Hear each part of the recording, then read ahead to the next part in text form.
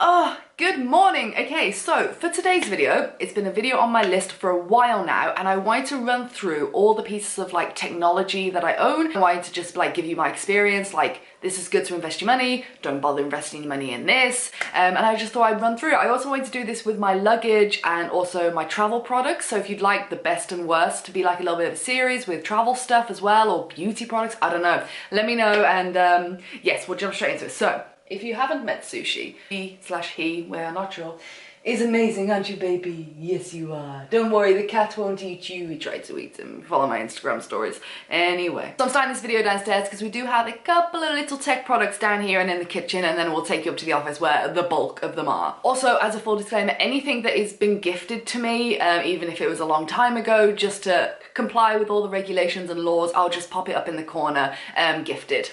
If anything has ever been given to me for free, just so we're all clear. So I was going to run through a few of the apps that I've got on my phone, but let's start with the phone. So as you may remember, I was gifted this phone by Google. It's the Google Pixel 3 XL. And I have had it now for, oh, it's got to be 4 months now? Wow, time flies. By 4 months, gotta be, and I'm in love. I mean, if you've seen the photos you can take on this phone, they're just mwah. She's just a fantastic phone. Her battery life is amazing. She's super nice to use, and yeah, I cannot recommend this phone enough. But if you are an Android lover and you are looking for one that takes like the most perfect photos in portrait mode, amazing low lighting photography, this is the phone for you. It is phenomenal. So let's go on to some of the apps on my phone. Okay, so running through some that I use all the time are Omio. Obviously standard Omio is, which I have worked with Omio in the past, not sponsored by Omio. They compare buses, trains and flights all in one app. You can have the ticket, you know, you can go all over Europe with it, and you can have the ticket for a lot of the train rides and bus rides on your phone and just collect it in your wallet, and you can compare your buses, your trains, your planes all on one page. I absolutely love it, use it all the time. Then another one I have been using recently is a VPN. Now, I haven't been using a VPN for most of my travels. The one that I'm using is called CyberGhost VPN. So if you just bloop. So VPN is basically where you connect to a different server. I think CyberGhost have it in like thousands upon thousands of different servers you can use like in 60 different countries. So I've been testing this out because they did send me a link to try it for free a few months ago, full disclaimer. And I've been testing it out on a few trips now, and it just keeps you safe because when I'm traveling, I'll always hook up to public Wi-Fi's, but if I want to do any online banking or booking anything and putting my credit card number in and things like that, then I don't want to be using the hotel public Wi-Fi for that. So I've been testing this out and it hasn't slowed down my connection once. I felt super safe using it, and it's just super easy. I mean, it's automatically connected me to one in London. You can easily just change that. Gives you a massive list of countries that you can connect to. So apparently, this is something I didn't know, but if you connect to, say, I don't know, let's do Malaysia, it's right here. So I'm connecting to Malaysia right now. Apparently, if you use like booking.com or Skyscanner or things like that, you can get different flight prices and things like that. So I actually just want to give that a quick little test now. So let's go on to Skyscanner. I am connected to a server in Kuala Lumpur. So let's do Georgetown. This is coming up at a return of £33. All right, so KL to Georgetown on the Kuala Lumpur VPN. I wonder if this is going to work. Coming up at £33 for a flight with AirAsia return. So now, if I turn off my VPN, turned off, and we do it again, oh, it went down to £28. No, it's coming up again as 32 with AirAsia, and there's another one with Malindo Air for 28. So that didn't work, but apparently it does work. I'm gonna open booking.com. I wanna see if this works, because if this does, this is a game changer. It is giving me is a different deal of the day. That is very interesting. So booking from my normal Wi-Fi, the deal of the day is Hotel 1000 miles, which 3 nights is £45. But the deal of the day that they were recommending when I was connecting to the Kuala Lumpur one was that one at 152, the 188 private suites. There is a link down below. It is an affiliate link, full disclaimer. I think it's like 79% off their packages though. And now I just always use a VPN when I travel. It's been really good. So if that's something you've been looking for, then definitely check them out and you can click the link down below for that. One of the other apps I have on my phone is called Nest, and that is connected to this. So this is a security camera. Definitely gave us a lot of peace of mind when we were in Tunisia and we left the house for the first time in 10 days straight. So you can decide when it turns on. It gives you an alert when it spots someone, and you can talk through the camera and things like that. I'll actually show you a little bit of a demo. This is great for me for when we're both out of the house. It just, I don't know, in Tunisia it definitely gives you that peace of mind, and it'll track any activity and notify you. And I was absolutely terrified of ever getting a notification when we were in Tunisia, like by the pool, like, your camera spotted someone. No, thank you. Okay, so when it's on, that's what the app looks like, and it's really good because it records it. Yes. Also has Google Assistant as well, and it can automatically turn on and off depending on if you're in the house. So I have it set up that it's off when I'm in the house, and then as soon as I literally like step down my road, it turns itself on, and then it'll turn itself back off when I'm back in the house. So yeah, that is amazing, especially if you travel a lot, or you just want to spy on people in your house, really. It's great. Just ignore all the washing up I've got here. On our windowsill in the kitchen, I'm just gonna unplug her. We've got my Google Home Mini. I do have an Alexa upstairs, which I will show you, and I do prefer my Google Home. She's brilliant because, especially having her in the kitchen, you can just be like, okay, set a timer for yada yada. You can have multiple timers on, so while you're cooking, you're not messing around with timers, picking up your phone, saying a timer on there. Voice activated things are just the future, let's be real. So you can set multiple timers, she can play you some nice smooth tunes. And also when I come down in the morning and I make the coffee, I'm like, okay, play the news, and it'll play all of my news. So I can do that while I'm making coffee, and I don't know, I just love her. She's fantastic, and her sound quality is really, really good. And the small ones are pretty good prices. I think they're £49, and that's not even when they're on sale. So 10 out of 10, love my Google Home Mini. Sorry about that. There you go. Alright, you live your best life now. Taking them upstairs. Welcome to my office. Okay, so on the desk, let's move this. This is not a great angle. No, it is not. Okay, so this is one of those wireless charging docks for your phone from Google. Now, I'm sure this is great and I have used it, but do you know what the problem with it is? You can't use it if you've got a pop socket. What kind of life am I meant to live when I can't easily throw it down and charge and not have full control of the phone at the same time? So if I wanted to use it, I would have to remove my phone from the case every single time I want to charge it, which just isn't realistic, and it's such a shame because when I got this, I was like, oh my god, that's so cool. I can just have it on my desk, so if it starts going low while I'm working, I'll just throw it on because my charger's always in the bedroom. And then I found out it doesn't work when there's a pop socket because it doesn't make contact with it. So if you don't use a pop socket, 10 out of 10. If you do, don't bother unless you're happy to take your phone in and out of its case every single time. Okay, so next up is my Amazon Echo. Like I said, got me this for, I want to say Christmas. Christmas? Scott, was it Christmas?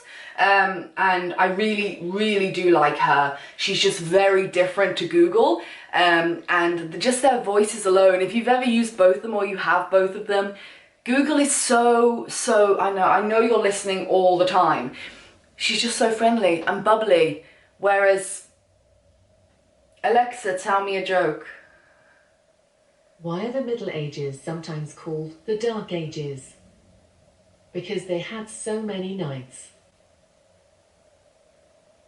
I mean, any kind of comedian with a delivery like that would be just booed off the stage. And you know, when you ask Google to tell it a joke, it does the whole ba-doom-doom. I know, she's just got a great sense of humour, and you know, if you're gonna get a personal assistant, that's what you need. You need someone who knows the jokes, who's gonna make you giggle. Anyway, I do like my Amazon, and I do like my Echo. I won't call her by her actual name. Her sound quality is fantastic. She's great for, you know, I play the music, but my, she's good at making to-do lists, checking where my Amazon parcels are and things like that. But if I had to pick which one I would buy again, like to have like all over the house, Google Home. 100%. Next one is my microphone. Okay, I have two, hold on. No, let's do both microphones at the same time. This is an oldie and goldie. Love her, and she has now, because she has been replaced, she'll be my travel one. You've seen this so many times. It's my little blue raspberry microphone, and yeah, I use her for all my live streams, and I used to use her for all my voiceovers until we got the new one. And yeah, she's just so tiny. You plug her in and she's ready to go, and she is fantastic for her size, like absolutely brilliant. But we do have an updated one. Let's just unplug her. This is my new one. So this one was also gifted because they were like, "Hi Ali, do you want us to send you our new one?" And I was like, "Oh my God, yes please." One, can we just look at how stunning she is? I know that doesn't matter because it's all about the quality of the audio. But can we just, she is gorgeous. Again, super simple to use, even for me who just is inept in so many ways. But I've used her for all of my voiceovers. Now, the only question I have for you is because the audio comes out super crisp, like super, super crisp. But it's almost too crisp. So when I'm doing a voiceover, it kind of doesn't match. And I know it's all about how you process the audio after. Now, I use iMovie, and there are some audio options. So if anyone could help me out on how to just, I know, bring the bass up a little bit, because you can change in so many ways, and I'd like to know how to get better audio, because while she is super easy to use and it comes out super great quality, you know what I mean? It's just when you overlay that onto a video, you can just so tell it's a voiceover, and some people make theirs so natural. I don't know if they're increasing bass or the treble or what they're doing, but if you have any advice, please let me know. But for ease of use and fantastic quality, she is the one.